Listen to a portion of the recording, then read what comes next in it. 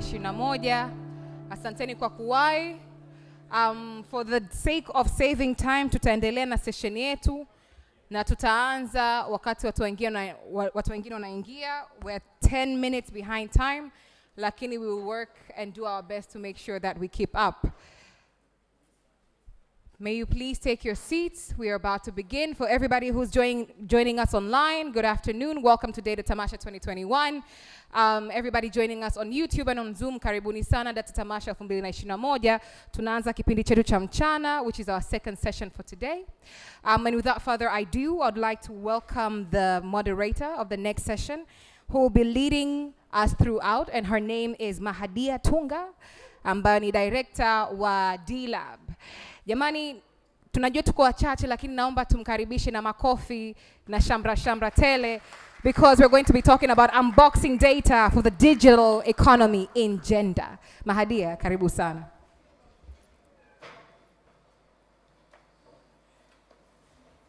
Good afternoon, ladies and gentlemen. Not enough. Good afternoon, ladies and gentlemen. Au nawasalimu kwa jina la muungano. Jamani, hapa leo hatuanzi mpaka mambo yakae sawa. Au because it's a gender session. Eti, au because it's a gender session.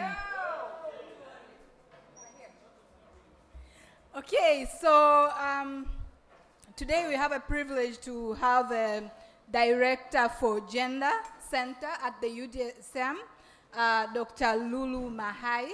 So as we talk about the digital economy, this panel is going to look at what are the gaps and how are we going to be inclusive so that we are not leaving people behind. So Dr. Lulu is going to give a perspective in terms of Tanzania. What are the gaps? What are the numbers saying? So that after that we shall be discussing, and I'm joined with amazing ladies who are doing amazing things to ensure that we have a digital inclusion. So Dr. Lulu, karibu sana.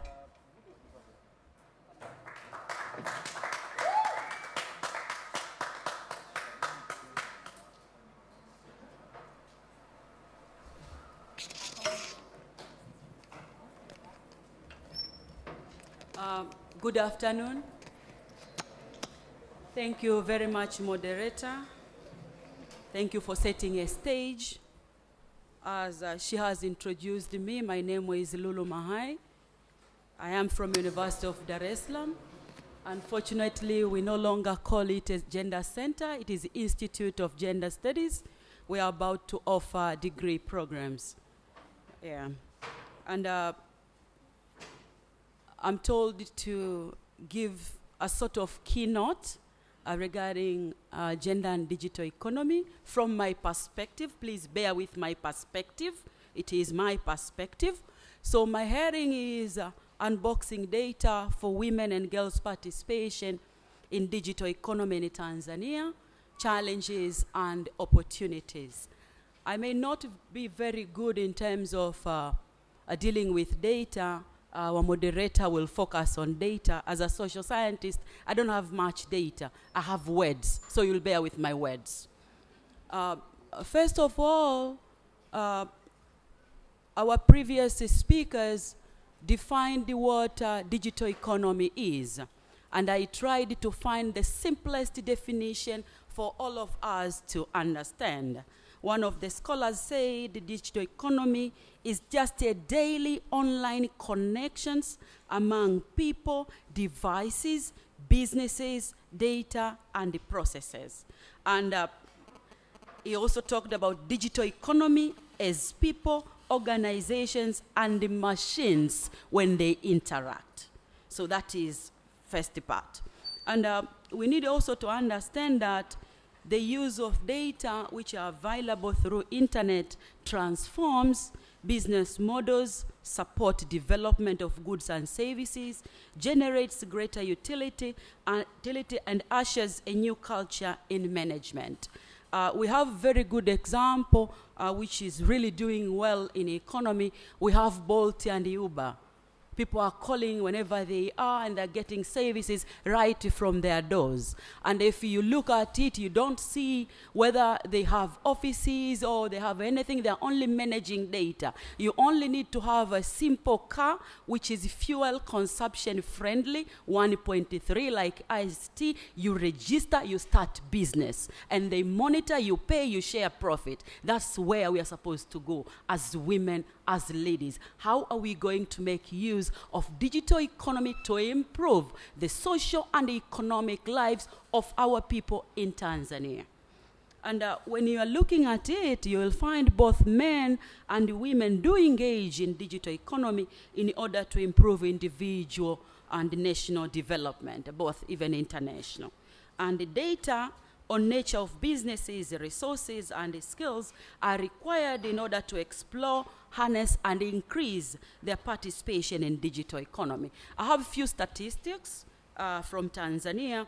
One of the scholars, Idris 2018, pointed out that majority of women, 52%, are in agriculture, and 51% are engaged in non-formal sectors. But statistic from NBA's 2014 indicate that more than 60% of these women are in agriculture, forestry, and fishing, and only 12% are in wholesale and retail trade. Where are we? Can we move forward? And moreover, it is indicated that a big gender data gaps is in favor of males. Statistics show again that 58 males are in government, 82% are in parastate organization, and 72% are in private employment sector. Now, where are our women? Where are our girls, given these statistics? And we need to ask this important question: how do we transform and focus on digital economy if these numbers are this small? The provided data on employment in both sectors, formal and informal sectors, simply signal out that women are more likely to be engaged in employment with less income and less security. What is this? Is this domestic labor? Where are they? Where are this majority of women? Very few, we see them in these big organizations. You can hardly count where are these women. Now, a big question is, are we going to make impact if we don't engage women in various important sectors in the country? I think we need to direct our mind now and focus on these potential sectors. And when we picture out several women are there, we can even act as role models to the junior ones who are coming. Perhaps we need to have a digital transformation to allow more women fit in the digital world.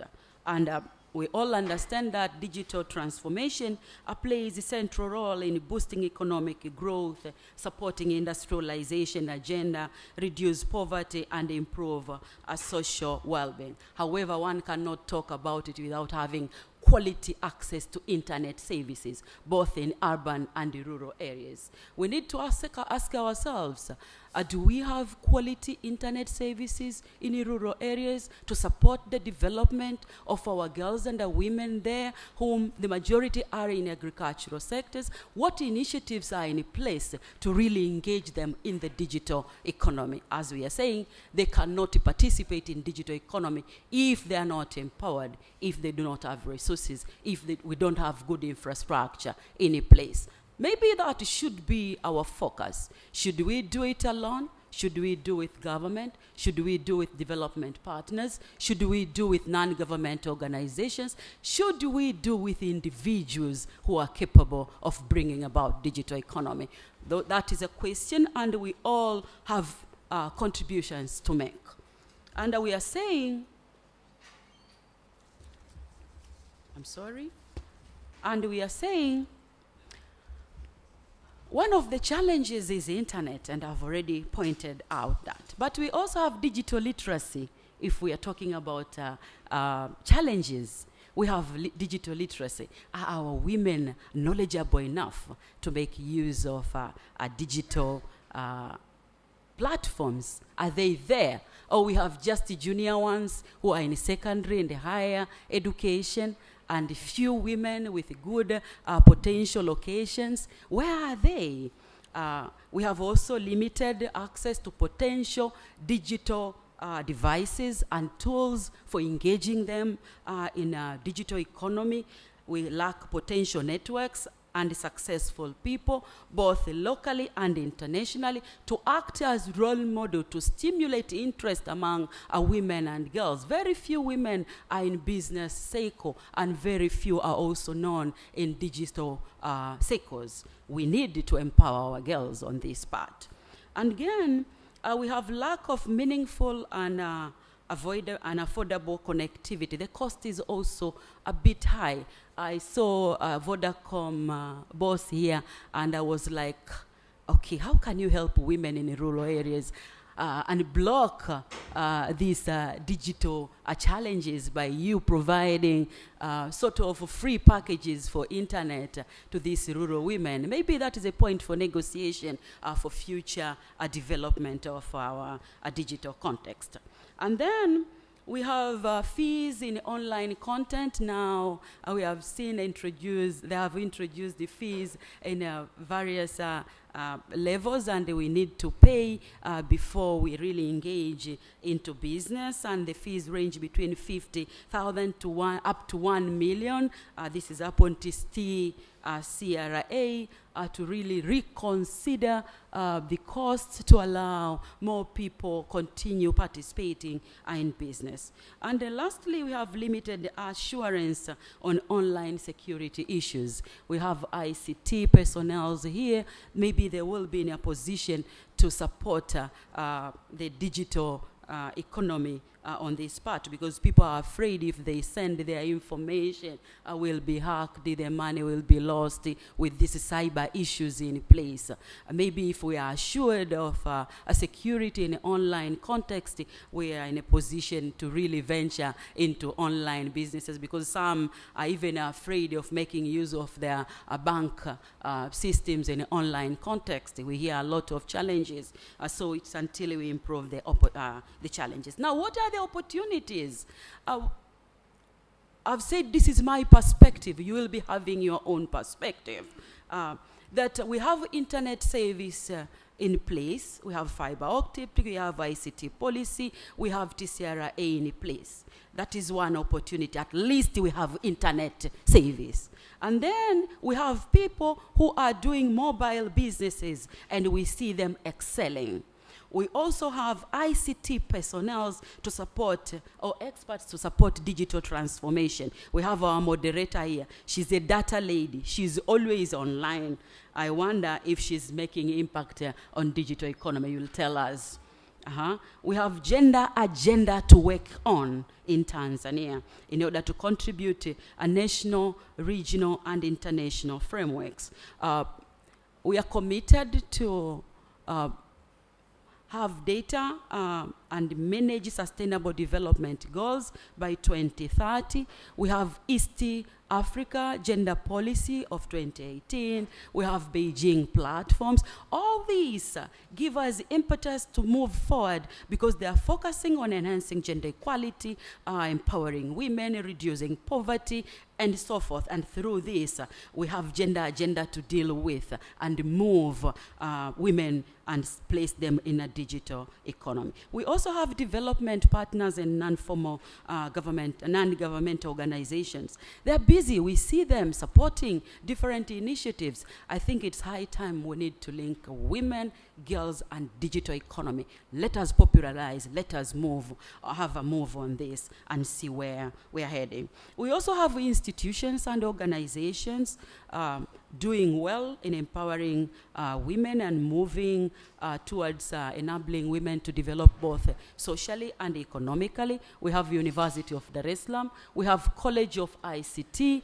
we have University of Dar es Salaam Innovation and Entrepreneurship Center. If this collaborates and think of improving digital economy, they will have a big impact on it. And then, let me conclude because one of the moderators decided I have one minute. You're confusing me. Sometimes don't show me that because I'm already out of my space. Thank you, dear.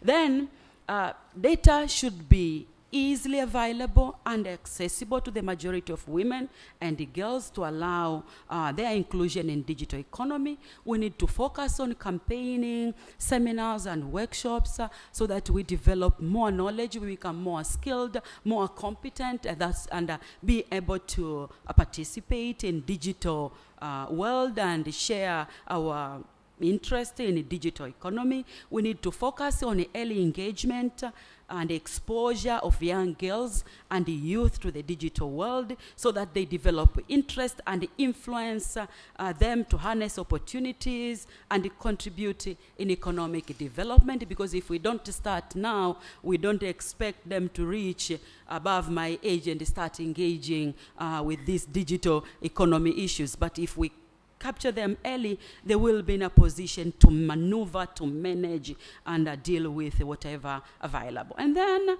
we need to support girls and women to develop entrepreneurship skills. You know, entrepreneurship, it's not all about business. It's not all about having money. It's about networking. It's about developing persuasion skills. It's about lobbying and risk-taking. We need to move forward. And then we need to create positive and supportive digital environment to allow participation in labor market, in financial market, and in entrepreneurship. What do I say in here? I'm saying we need to have collaboration. We need to have integration. We need to combine our efforts, government, private sectors, non-governmental organizations, our donors, and individuals, so that we create friendly digital environment to allow everybody to take part in the business world. And lastly, we need to deal with policies, laws, and procedures, and remove unnecessary barriers which makes us fail to unbox data. We need to unbox data for men and women, unbox data for girls, unbox data for everybody. Let data be part of our environment in Tanzania. Thank you very much.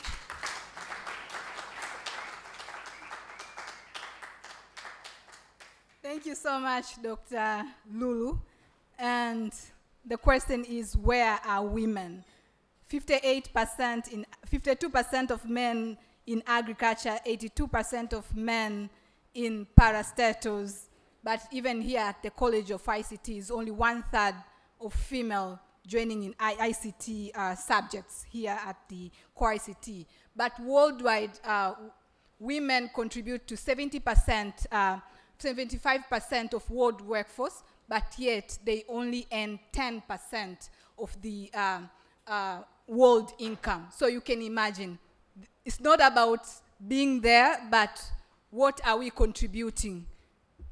Do we have, are the legal and policies supporting that? So I would like to welcome my panelists. The first panelist is the youngest, Dr. Salome Maro. Salome is a new PhD in computer science, and she's going to share her career. And next is Navina Mutabazi. Navina Mutabazi from Police, Uganda. They're just going to start, they're working in Tanzania in including more women into digital space, but more importantly, digital resilience. There's a lot of bullying going on.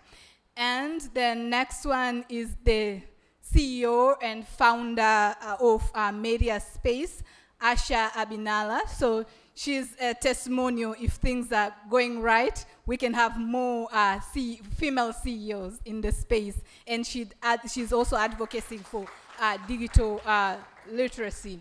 And last but not, not last, and then we have the country representative from Malala Fund, Nuria.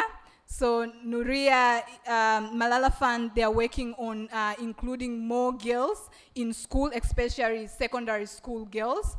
And they're also just stepping their feet into Tanzania. We want to know what do they want to do differently, because there are a lot of organization in this space. And last but not least is Dr. Hadija Mkocha. Dr. Hadija Mkocha runs the ICT incubator at the University of Dar es Salaam. So as you can see, I have all female panelists. This is just to show you that it is actually possible when we calibrate our effort right, it is possible. So karibuni sana. And just to set us on the stage, I would like first to set the agenda and to have a clear ground on first what is the digital inclusion. I'll just ask that, Navina, you are working in advocating for women, digital resilience and digital inclusion. But what is that digital inclusion? Thank you, everyone, and thank you, dLab, for organizing this. So briefly, speaking of digital inclusion, as for us, Police, who works in Uganda, and right now we are bringing our intervention in Tanzania and working also at the Pan-Africanist level, for us, digital inclusion is just a matter of equal opportunities in accessing digital platforms, opportunities for both men, male and female. We are putting more efforts to women because our statistics show that women have lesser accessibility to the internet or to the digital platforms compared to men. So, as simple, to me, that is digital inclusion. Thank you. Okay, so having a balance in a digital space. The CEO and the founder of the media space, Asha, Media Convergence. Asha, what are you doing differently? As we have seen, the statistics is they call for us to act and act now, like urgently. So what are you doing differently to ensure that we're including more women into the digital space so that they can reap the fruits of digital economy? So yeah, thank you very much. I would like to say that we are not really doing it differently, but adding efforts too. So we have a two-way approach. We have an offline approach and we have an online approach. An online approach, we consistently do an advocacy awareness through our dedicated pages of Women at Work Tanzania to make sure that people get to know what you need to know in order to access the online spaces, in order to protect yourself, and how to protect your mentality and your mental health, I would say. So the other thing I would say, in the offline advocacy, we do a lot of work offline than online. Sometimes it seems like we're doing a lot of work online, but I would say it's almost 30 to 40% of what we're doing. Offline, we work with a lot of organizations. So when we talk about challenges, which a lot of women incur, it's usually in platforms which are foreign. We don't own those platforms. We are talking about maybe Facebook, we are talking about Instagram, we're talking about Twitter. And right now, I would proudly say that, for instance, we've been working with Meta right now for almost a year. And I've been in 6 different committees of policy review, which looks at content differently. All those content promoting safe spaces and digital inclusion of all people, especially for women. The other thing is just use it too, na ningependa kuongea kwa Kiswahili. Hatujaitangaza vizuri. So on the 2nd of December this year, there is an organization, an initiative which has started. It is called Stop NCII, meaning that stop spreading non-consensual intimate images. So the platform, we are the only country right now. Media Convergence is the only country is the only organization in the country which has partnered with Meta in collaboration with Stop and NIC.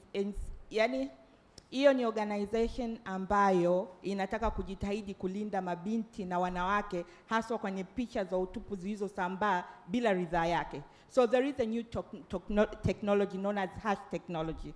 That technology, when you take a picture using your phone, using that technology, you can hash that image of yours. Whether it's nude or what, you can hash it. No matter where it is spread, it can't leave your device. When you post it on social media, it won't accept because it has been identified. But of course, it's limited right now to 3 platforms. We're talking about Facebook, we're talking Instagram, we're talking about WhatsApp. We will do a proper campaign around that. I'm just giving you an example of the initiatives we do, and it's been for a long time.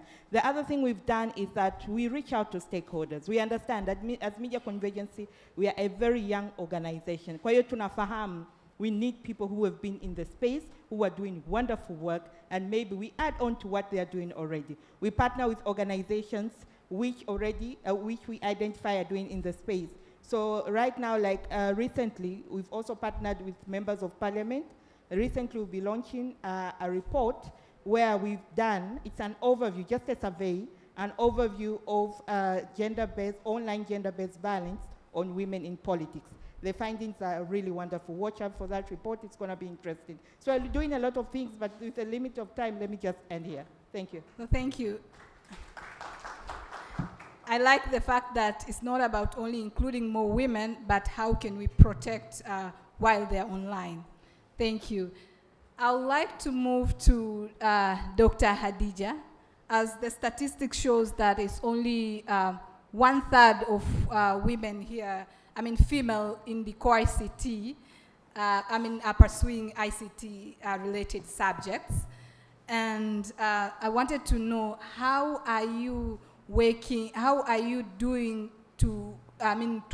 are you doing to recruit more female in the ICT incubator at the college? Thank you very much. Good afternoon, and thank you, dLab, for this opportunity. As she has introduced me, I've been working with youth here at the university, especially at CoICT, for more than 10 years now. And yes, the numbers have been, especially for women, have been really low. But the problem doesn't start here. If you don't have women to recruit, then who are you going to recruit anyway? If they're not there, they're not there. So what we did was to go a little low, go where the catchment area is. So although we are basically dealing with university students, we've also come up with programs for ladies in secondary schools. We have the Smart Girls program. This caters for secondary school children. And to assure that there is inclusion, we've always chosen schools where we know they are very they have plenty of resources. Let's say schools like Feza, they are very exposed, they are very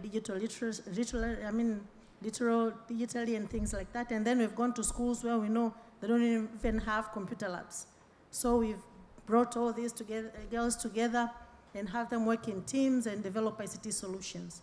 So these girls are getting exposure, but we didn't end there. We even have programs to introduce kids from 5 years old of age to 15. So early childhood education scholars up to primary scholars, they have programs where they come here for fun and games, but the aim is to introduce them into what we call STEAMs, science, technology, engineering, math, and arts. And these programs have sparked so much interest, it has reached a point where we can't even accommodate the request to do this. So we thought it would be nice to start from the very early age to get to educate young children and get them interested in science subjects, get the parents involved, and hopefully these will get interested to come and study science subjects at the university level. Thank you. I think we need to a round of applause to Dr. Hadija. As she rightly said, if we don't have them, you cannot have them enough to recruit.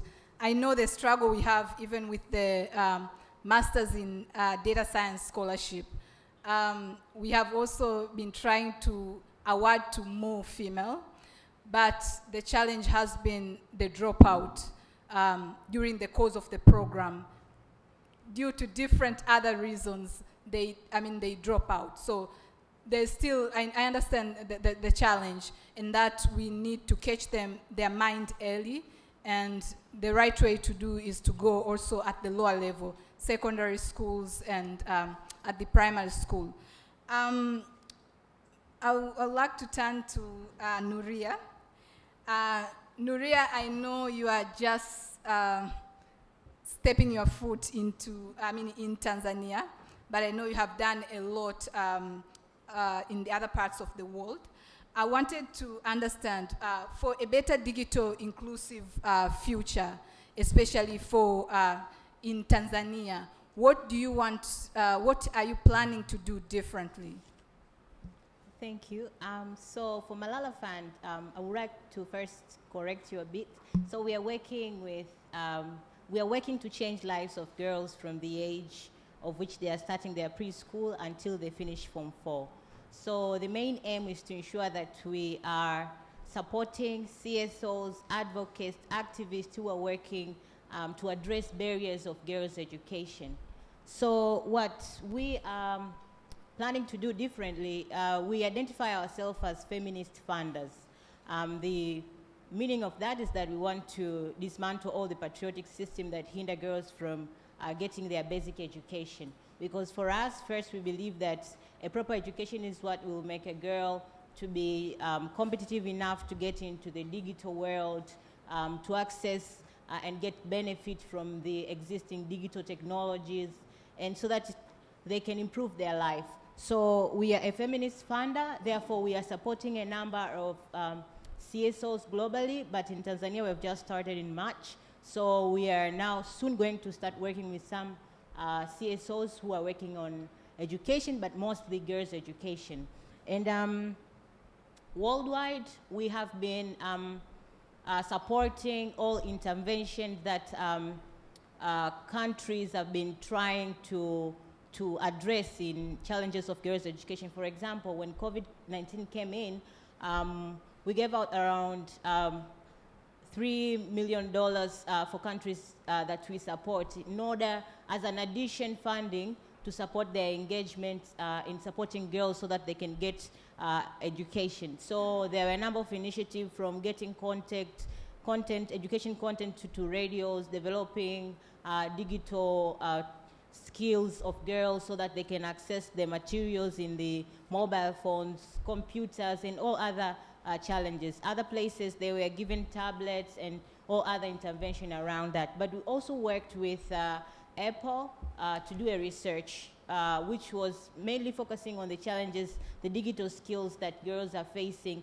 so that they can be able to join into the competitiveness and of the digital economy. So in summary, those are just a few things that we have done currently. Yeah. Thank you. So it's not about giving them education, but the focus is providing the quality education. I like that. So I'll turn to Salome, since it's our data, our computer science, the new computer scientist. I wanted to understand, as we are doing different intervention, I feel like the important thing is to calibrate our efforts to the right level so that we have a right impact. So I wanted, just in 2 minutes, what are the main career challenges as ICT lady pursuing ICT career, as a female pursuing ICT career? Just 2 minutes. Thank you very much, Mahadia. So this is a very difficult question, because when you say what is the challenges that a lady is facing when they pursue ICT, it's hard for me to draw only from my experience. So then I try to talk about in general what women are facing, because some are lucky that they don't face anything, while some end up facing all of it. So I think with respect to pursuing an ICT career, the first thing challenge that we have is, of course, the society perception that, you know, you get comments like, yeah, kwani unahangaika na likosi ligumu hivyo, you know? You're a woman, go for something simpler. That's something a person might say coming from a good perspective, but it's really demoralizing to the girls who are wishing to be ICT experts. The second thing that is more of a challenge is when they actually get here and maybe you get into groups and suddenly you see that people don't take you as serious as you thought of, right? In group works, you end up getting the simple words, oh, you do the formatting of the assignment. Why don't you give me the harder coding part so I can also learn like the rest of the people? And of course, another thing is not only the perception or the concept of what we call doubters, right? So there's many people who doubt women's capacity, right? I think, and this has personally happened to me, I think a long time ago when I finished my bachelor degrees, I happened to be the best student. And the first question I got from the journalist was like, hey, so walimu walikuwa wanakutongoza, right? But if it was a man, then they wouldn't ask such a question, So that means that even if a woman achieves a lot, we still have a lot of society doubters that will start doubting that success and trying to, to make up some reasons for that success to happen, while it's just a person's effort.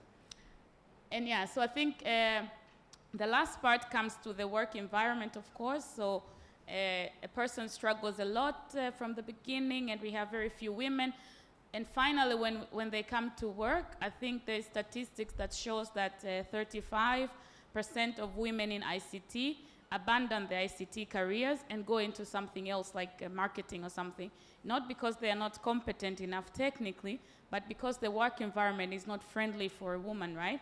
People schedule meeting at midnight and forget that this person is also a mother and she has to go home, right? Just because that a person is working in ICT, the work environment should also be encouraging enough for the person to keep staying in a way that she can manage both maybe the work, but also the family perspective as well.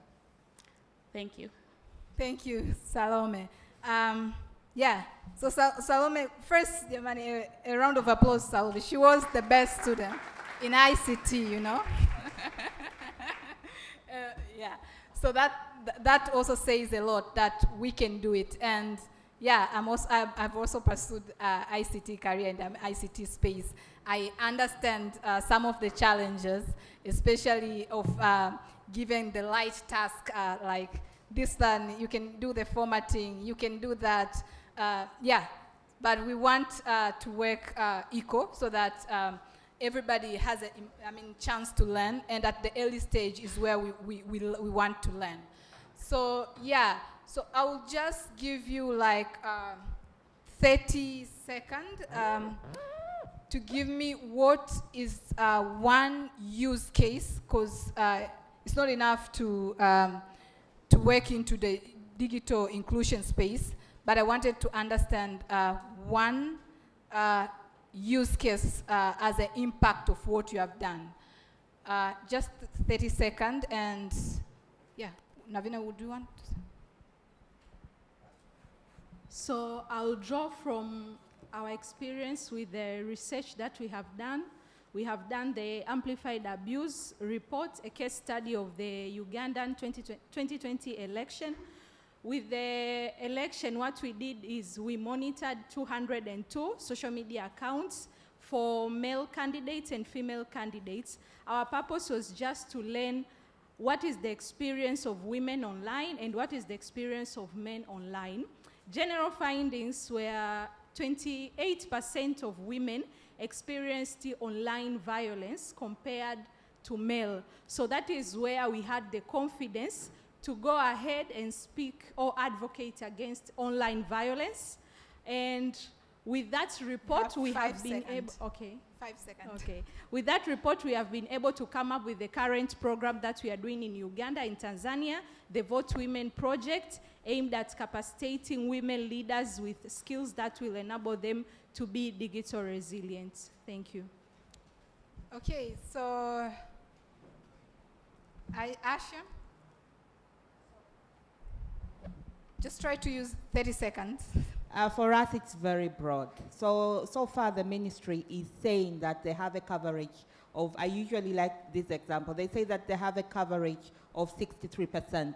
Like 63% can be used by Tanzanians, but only 23% of it is being utilized. 40% don't utilize it. So while we're talking about digital divide, we are focusing on women, yes, but there is a problem out there. And I would say in general, we are trying to solve that one. Thank you. In the making. In the making, yeah. So I'll pass. I know you haven't done something in Tanzania. Just 30 seconds, Dr. Hadija. Thank you. So far, we've reached secondary school age children, about almost 700 secondary school age girls who are capable of identifying challenges and developing ICT solutions for these challenges. Okay, a round of applause. 700 secondary school. I can see a brighter future. I'll just welcome Salome for a 5 minutes presentation. Salome is just going to show us what it's like if we don't include more women into the data space and into the digital space as well. Salome, karibu.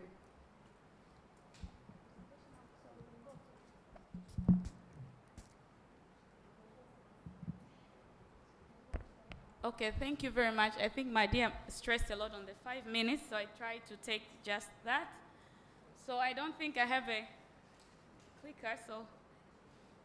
Okay, so we can move to the first slide. So the idea of this presentation is just to show you that, okay, so what is the impact of not having enough women in the technology space? So what kind of products do we have in the end? And I like to start this presentation with this seatbelt example. Even though it's not ICT related, it makes it easier for us to understand. So statistics show that 47% of women are more likely to be seriously injured and 17% more likely to die than men if we have a similar car accident. So if me and maybe my husband get in a similar car accident, I have 47% more chance to be injured and 17% more chance to die, right? And you might wonder why. Next slide.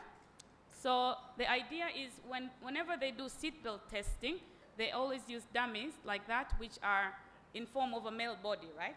Which means even though the seatbelt is proven to be safe, no one knows if it's actually as safe for women because we don't use any dummies that are representing the women. So as you can see there is no boobs, right?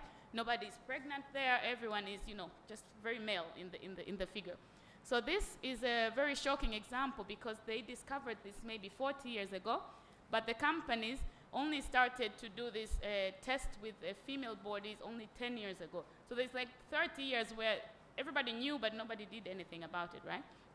And then this also means that at this point, only a few car companies are doing a test with a female body, and with a pregnant body, I think there's only one Swedish company which is doing the test.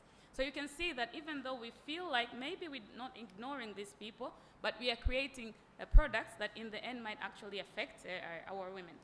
Next. So a little bit more tech-related example, right? This is an example of a health application. Tick, tick. This, can you move a bit so there is more content? And more? Yes. So there was two people who used a health app to try to diagnose what the problem they have. And they gave the same symptoms, 59-year-old smoker with chest pain in the center of the chest. And here the diagnosis was that you're either depressed or you're having a panic attack. And the same person, same symptoms, and the diagnosis was a heart attack. Now, if you can see, in this case, the first one was a female and the second one was a male. So this kind of implications, like if it's a possible heart attack and you don't recommend it just because you don't have enough data on women, then maybe this person doesn't take the right precautions. So I think if you're having a panic attack, the recommendation is you need to lay down and rest. But if you're having a heart attack, you should really run to the hospital, right? So this, you can see, it's a mismatch there. Next, again.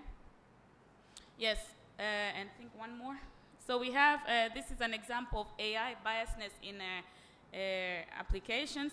So we use a lot of AI to train algorithms to predict something, right? So even if we give it as text or images or videos that are not gender biased, the AI algorithm itself can be biased because maybe the data is not balanced, right? So maybe every time we write a doctor, it's followed by a he, and then the AI algorithm thinks that, okay, in men's world, a doctor is a he, and every time it's a nurse, then it's a female. So while this biasness is not intentional, it is introduced by the biasness in the data that we have and we collect. So this means whenever we create our application and we're relying on decisions to be made on certain data, we need to be aware of how gender balanced this data is. Next. Maybe we can skip this one because my idea is standing now. But the idea is that this is a study that shows that with VR headsets, virtual reality, that if I put on the same and a man, then I will get more dizzy compared to the man, just because they didn't consider the distance between the eyes, which is difference between men and women. Next. And similar we have for voice applications, where you find that a lot of training is done on male voices, which means that if I use my voice, maybe the app doesn't recognize my voice as well. Next. Yes, so I have like a lot of examples like this, but the point I want to get at is if we are underrepresented, and this goes for any group, it goes for women, it goes for disabled people, it goes for old people. If you're underrepresented in a place where they're actually collecting the requirements, even the products that you create, the services, the policy, will also end up being biased, right? Next. Last slide, yes. So this is a conclusion I always like to make. So it's a quote that says, if people think alike, no matter how smart they are, they will likely be stuck at the same locally optimal solution. So if you innovate, you need to really have diverse group of people. So if you're creating application, remember to include women, remember to think about disabled people and old people and like that. Thank you very much.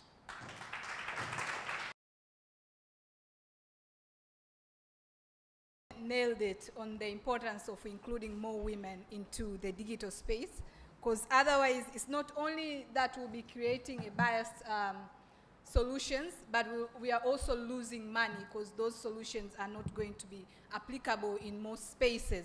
So it matters financially, socially, and economically to include more women into the digital space.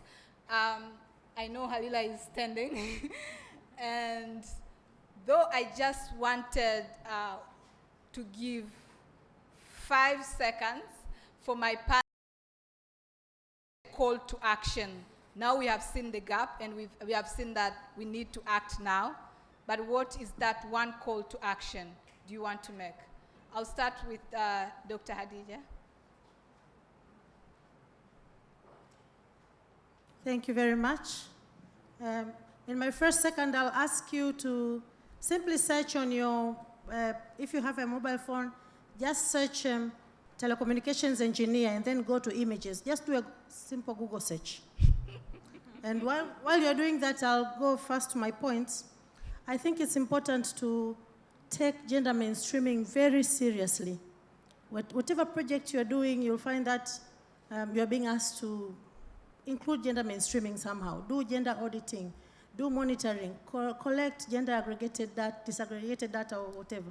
But this is usually lip singing. We don't do that diligently. I think it's high time we did that because it's important to get out to gather data intelligently. It's not enough to say that in Tanzania we have 28 million active internet users without knowing out of those 28 million, how many are ladies, how many are guys, and why are the ladies in so much percentage and not more or not less, and so on and so forth. But something else I think we really need to break this, to break the stereotypes, just two more. To break the stereotypes, to break the stereotypes. It's not, like I was saying, just search. If you search for a telecoms engineer, you'll find most of the photos will show you males, not females. If you search for a hairstylist on Google, you'll see all females. So not every, I think Salome told a very good story there. And the very last thing is we need to promote female role models. You see that, at least in our culture, females are supposed to stay quiet and reserved all the time. But participating in the digital economy needs your online presence. You have to be there in public to be seen. And that's against our culture, and it's undermining our efforts to be there. Thank you. Thank you. So the rest, one key point. Okay, so modernizing education system alone will not ensure that girls can flourish in changing labor markets. So what we need is to pay attention on the systematic disadvantages and discriminations that are revolving around women and girls when they want to get into this competitive world. And another thing, if I could add, is that the world is missing around US $30 million into the global economy because girls are not completing their education. So investing responsibly in the education sector and to be more gender focused and not biased will make us have a strong economy globally and even for our country. Thank you. Asha? So the data Tamasha was called out online. I don't believe there was a banner offline. I'm not so sure. I saw it entirely online. Don't underestimate the level of digital literacy you have. I think it is time as individuals who are good at digital literacy, in whatever level we are, we should have this conversation even at home. Sometimes a victim might be somebody in your home. They might be psychologically and mentally affected in a way which you who is here can help. And secondly, collaboration. My call to action is that we do a lot of work to enhance women participation online. If you could kindly follow our pages on Women at Web, anybody who's ready to collaborate to bring more women online, we are happy to. Thank you, Asha. Okay, I've heard everyone speaking about data and digital platforms, digital inclusion. My call is, we are all saying that there's still underrepresentation of women, but these women won't come to the use of digital platforms if the internet is not safe. So I'm calling upon everyone, make the internet safe, stop posting negative or harsh comments for any woman online, because with the recent research that we have published, done in 5 countries, Senegal, Ethiopia, South Africa, Kenya, and Uganda, we realized that 12.2% of women totally leaves the internet due to harsh comments. Stop making that, otherwise we will keep speaking about the issue of less number of women to the digital platforms because of that. So make the internet safe for every woman using it. Thank you. We need a safe digital space. Salome, 30 seconds. Yes, so my 30 seconds is gender is both male and female and others these days. So since this is data Tamasha, whenever we collect data or whenever we use data, we should make sure that we have gender aggregated data. So if for a product you find that 50% of people like this feature, then you can implement it. But you can even go further in your analysis and say there were only 10 women who commented on this and they all don't like feature X. This means you can always make decisions if you have gender disaggregated data. So please collect gender disaggregated data. Thank you. And globally, we only have 30% of gender disaggregated data. So clearly there is something to be done. I just wanted to make a last remark just to cement on why it matters to include more women. A study by McKinsey says that companies with top quartile for gender diversity are likely to generate 50% to exceed financial national medians. And also successful startups have twice women senior as unsuccessful startups. So gender inclusion matters. Thank you.